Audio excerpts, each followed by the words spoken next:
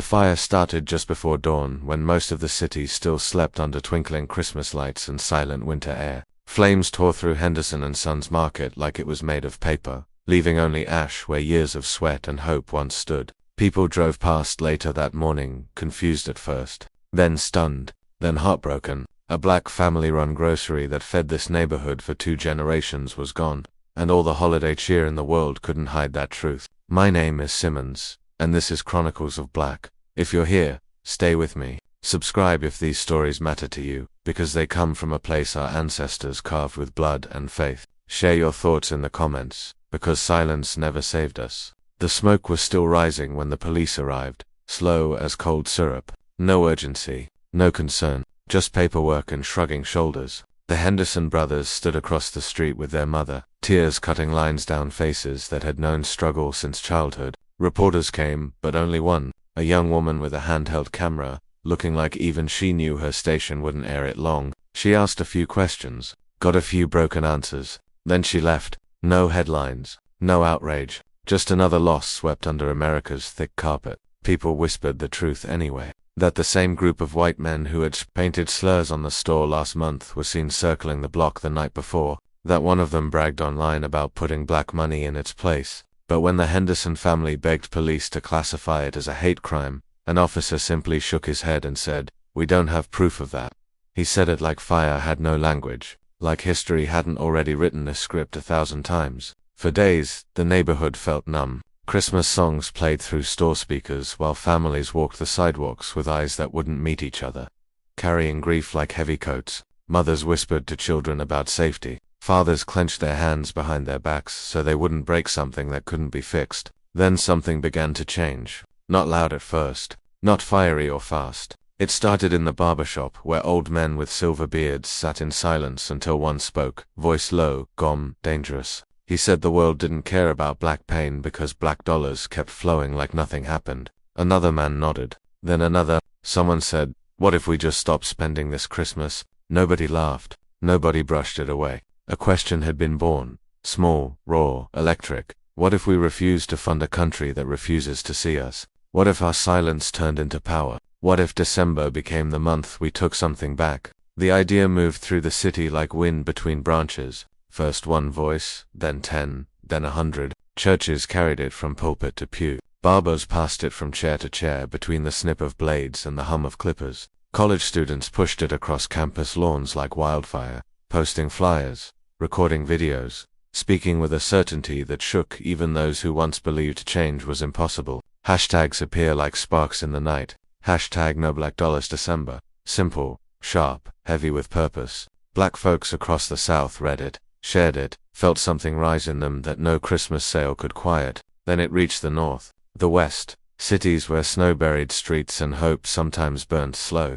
And it kept growing. On TikTok, mothers filmed themselves gently explaining to their children why there'd be no new toys this year. On Instagram, fathers posted images of empty malls and full hearts. On Twitter, college kids talked about history, about money, about power, real power, not the kind handed out with permission, but the kind you take with discipline. MAGA voices caught wind, and their laughter was quick, loud, and predictable. Radio hosts sneered through microphones, calling the movement lazy, pointless, useless. Comment sections filled with mockery. Anonymous faces typed words they'd never say beyond a screen. They said black people were only hurting themselves. That protest was foolish. That Christmas would roll on without us. But something unexpected began to happen. Families listened to each other. I mean really listened. They talked at dinner tables, in car rides, during Sunday gatherings. Generations stood shoulder to shoulder, agreeing on something they had never agreed on before. Not anger for itself,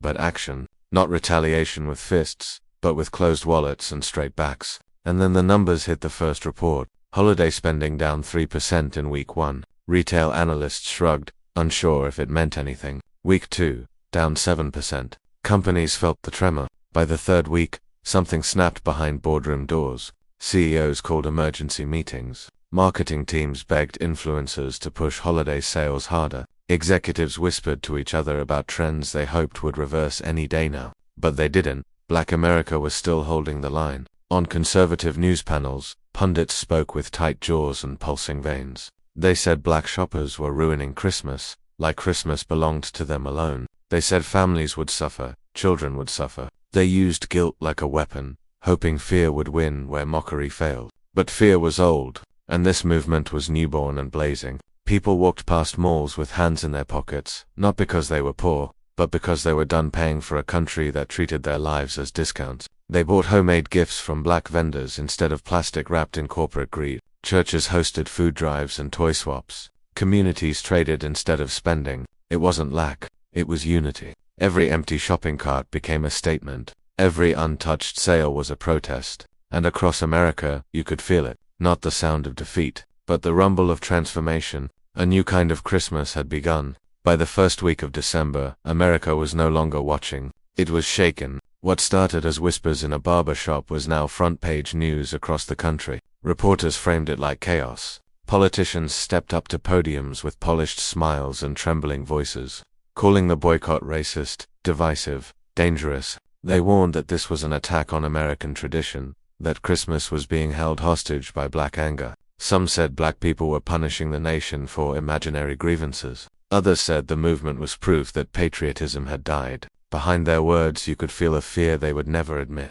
MAGA influencers went to work online, faces red, voices loud, filming themselves outside department stores wrapped in flags like armor. They waved signs and screamed into cameras that Christmas was under assault. Slurs rolled off tongues as casually as holiday greetings. Some filled shopping carts with toys and electronics just to stage videos where they mocked those who could not. And while they shouted, something darker stirred behind them. In Henderson City, the one still smelling faintly of smoke and loss, peaceful protesters marched with signs that only asked for dignity. The police who shrugged at arson now moved fast, shields raised, hands ready to cuff anyone too loud, too black, too visible. They pushed elders to the pavement, zip-tied college students, dragged mothers away from their children. Meanwhile, the same white men who bragged about the fire stood across the street laughing, untouched, unbothered, protected by silence. Economists appeared on morning shows with smiles that felt painted on. They tried to calm viewers by saying holiday dips were temporary.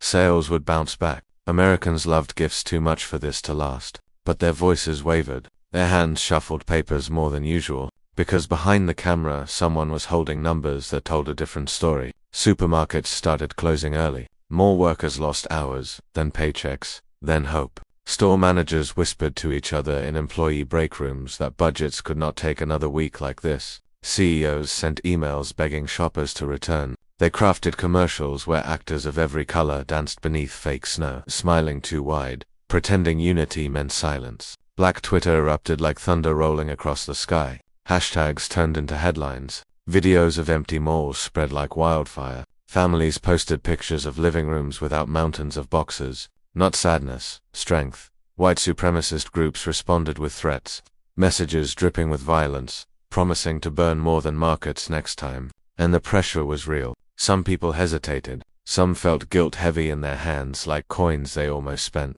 Parents wondered if childhood joy was worth breaking the line. People who never marched in their lives now stood at windows afraid of backlash. Fear tried to creep in through the cracks. But then the elders spoke. They remembered Montgomery. They remembered Birmingham. They remembered bodies that marched across bridges where police waited with dogs and batons. They told stories of boycotts that lasted months, not weeks. They whispered to the young that progress is a road paved in sacrifice. Slow, painful, necessary. December.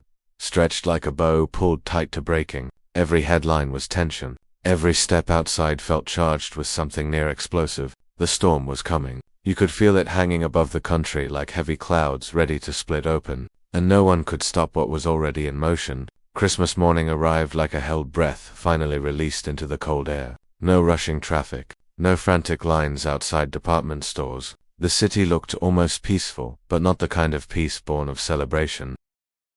It was a quiet that felt earned, fought for, heavy with meaning. Snow rested untouched on sidewalks where crowds once trampled for holiday deals. Malls stood half empty, lights still twinkling but with no one beneath them to care. Then the country woke up to headlines that felt like thunder. Black spending down billions. For the first time in modern history, the economy dipped not because consumers were struggling, but because consumers were resisting. CEOs who once dismissed the movement now spoke publicly, eyes sharp with panic, promising to diversify leadership, promising better wages, promising change that had been denied for decades. Whether they meant it or not was another question, but they were forced to say the words out loud. Even the president stood before the nation with a prepared coat of calm, acknowledging that something powerful had happened. He spoke carefully, like a man choosing every syllable with gloves. He said Christmas was different this year, that communities were hurting, that America must confront its treatment of black citizens, not just through words,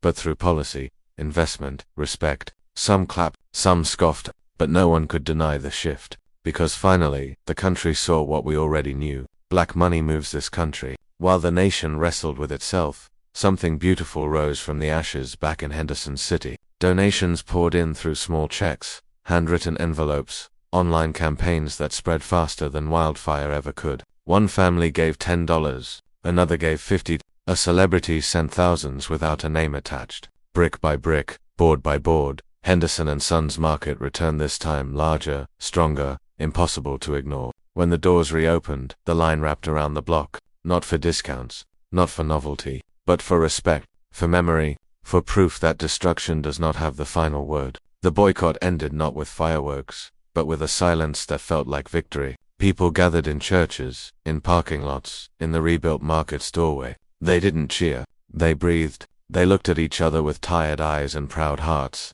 knowing nothing ended racism in a month, knowing this was one battle in a war that stretches through centuries. But on that cold December morning, something undeniable lived in the air. Power does not always roar. Sometimes it whispers through closed wallets and open minds. It is measured in discipline, in unity, in the courage to say no more, and mean it. Justice was not handed to them like a gift. It was earned, taken, held tightly between hands that had dropped too much for too long. And as the story settles, I want you to feel this with me. Justice is not given. It is taken, earned, fought for together.